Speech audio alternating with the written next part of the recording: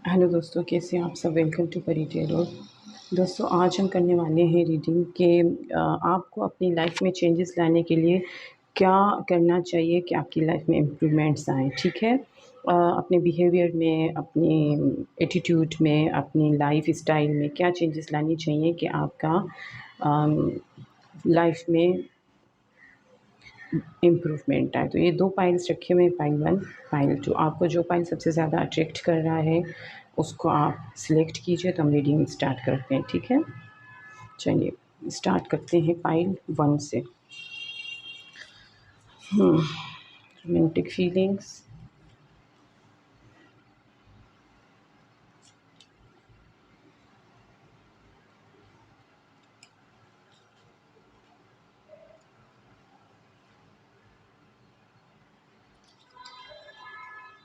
ठीक है, ठीक। आपसे ये कहा जा रहा है कि आप शायद आपकी लाइफ में कुछ चेंजेस लाने से आप डरते हैं।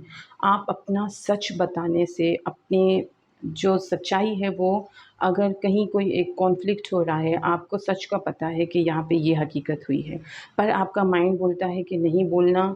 ये प्रॉब्लम को सॉल्व करने के लिए आप नहीं बोलना, क्योंकि आप बोलोगे तो आपके एंटी चली जाएंगी बातें, लोग आपके खिलाफ बोलने लगेंगे। तो ये बातें आपको बोली जा रही हैं कि आप उन बातों से डरिए नहीं। सच अपना जो है, जो आपको सच्चाई पता है वो आगे रखने से डरिए नहीं, क्योंकि शायद यही वजह है आपकी शायद रोमांटिक लाइफ भी जो है वो भी अफेक्टेड हो रही है आपके इस बात की वजह से कि आप अपने दिल की बात जो है वो अपने पर्सन के आगे रख नहीं पा रहे हैं। आपको वो सारी हकीकत दिखानी चाहिए, बतानी चाहिए कि आप क्या फ़ील कर रहे हैं अपने पर्सन के लिए, अपने पर्सन से शेयर करना चाहिए। आप डरिए नहीं कि रिज़ल्ट क्या आएगा, ठीक है। आप कुछ भी काम करते हैं तो आपको शायद खौफ़ होता है कि अगर ऐसा हुआ तो यूँ ना हो जाए, यूँ हो जाए तो यूँ ना हो जाए। आप डरिए नहीं। आपकी लाइफ में जो भी चेंजेस आ रहे हैं उसको एक्सेप्ट कीजिए। उससे घबराएँ नहीं कि चेंज आएगी तो कुछ ख़राब हो जाएगा, नहीं। जितनी आपकी लाइफ में ट्रांसफ़ॉर्मेशंस आएँगी, जितनी चेंजेस आएँगी, उतना आपके स्पिरिचुअल ग्रोथ होगी, आपके अंदर पीस आएगा। आप हम हमारे अंदर जो प्रॉब्लम्स क्रिएट होती हैं, हमारा पीस ऑफ माइंड जो है डिस्टर्ब होता है, वो इसलिए कि हम फ़्लो के साथ नहीं जा रहे होते हैं।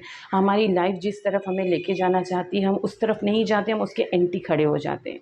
ठीक है, हम उल्टे सीधे सवाल करने शुरू हो जाते हैं ऊपर वाले से कि मैं ही क्यों।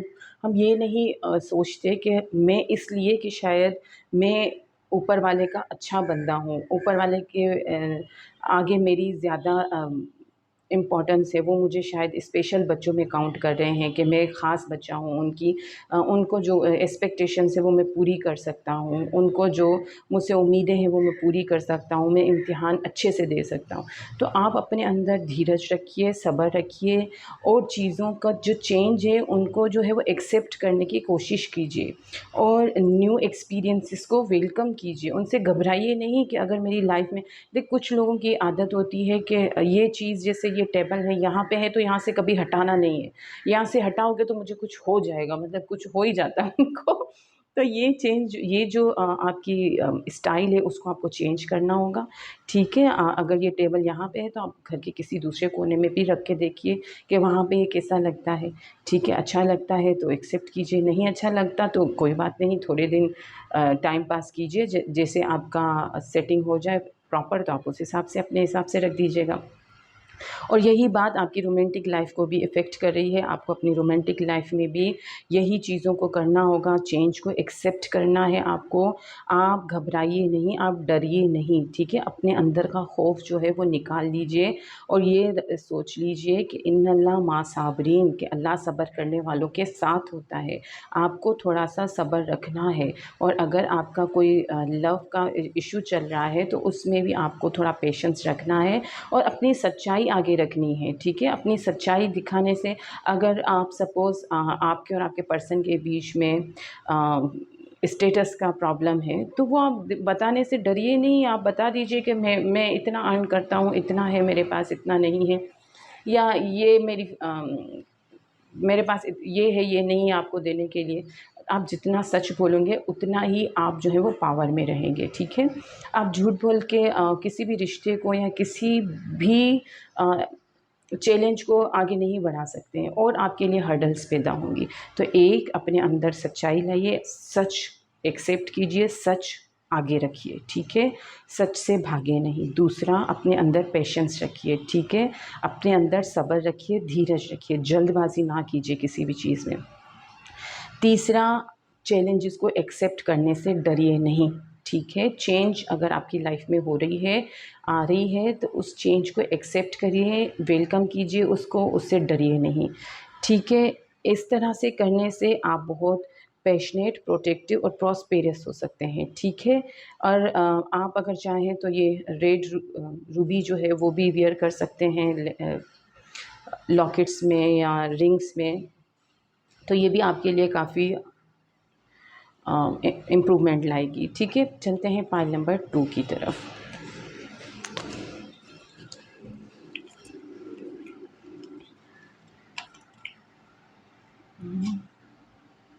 हाँ,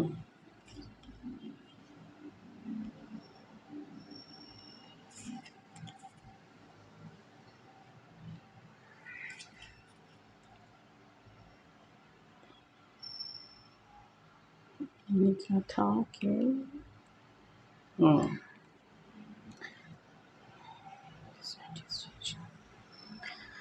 सही। आपसे ये कहा जा रहा है कि आपकी लाइफ में जो चीज़ें आपको डिस्टर्ब कर रही हैं, जो चीज़ें आपको परेशान कर रही हैं, उनको अपनी लाइफ से निकालिए, ठीक है?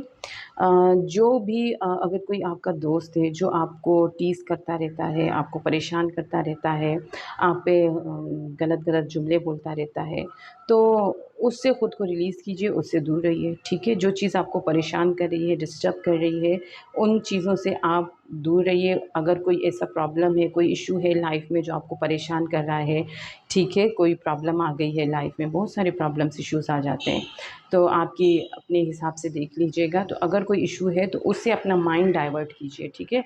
वहाँ से अपना माइंड हटा लीजिए, ठीक है? आप क्योंकि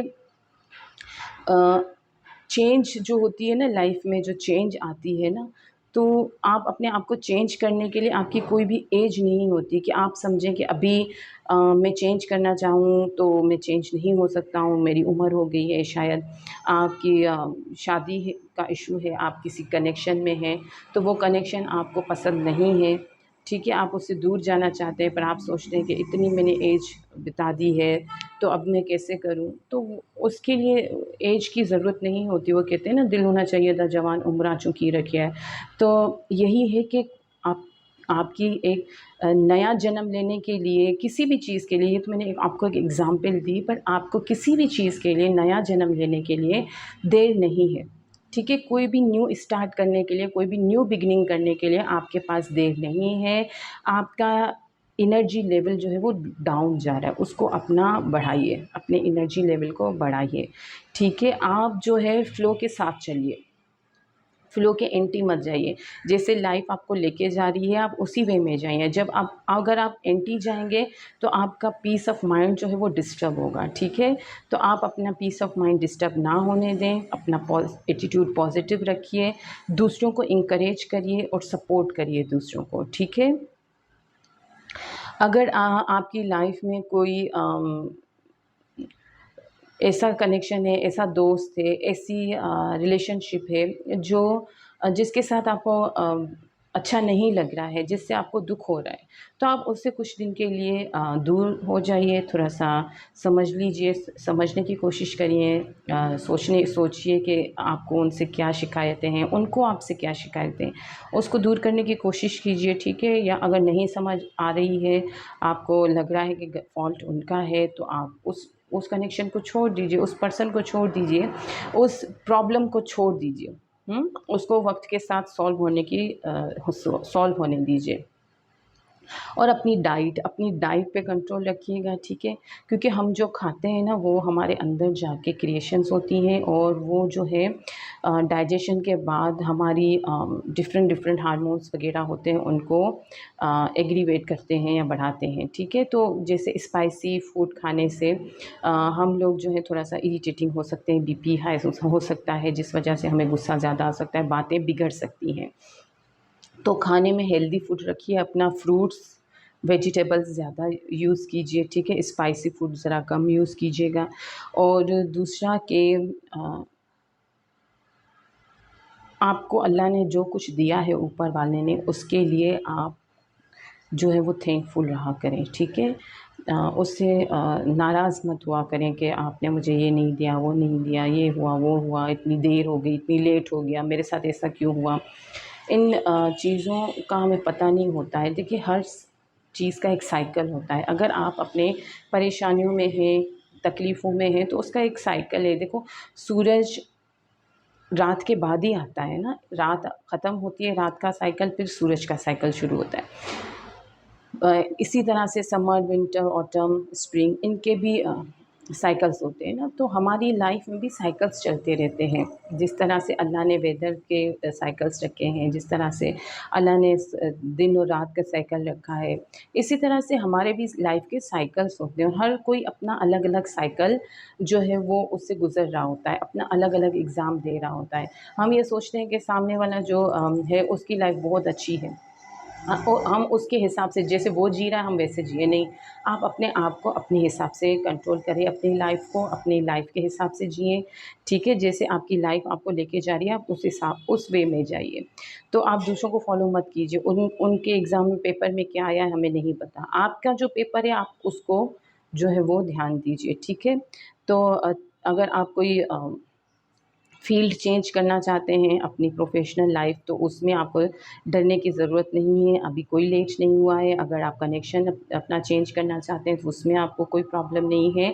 आप जो है वो कर सकते हैं। अगर आपको जॉब प्रॉब्लम कर रही है आपकी प्रेज़ेंट, तो आप अपना जॉब भी जो है वो चेंज कर सकते हैं। अपने अंदर पैशन रखिए, ठीक है? आप ये समझें कि मैं एक कैंडल की तरह हूँ, मैं एक लाइट देता हूँ, रोशनी देता हूँ, ठीक है, लोगों को। अपना बर्निंग लेवल जो है वो स्लो मत होने दीजिए, ठीक है?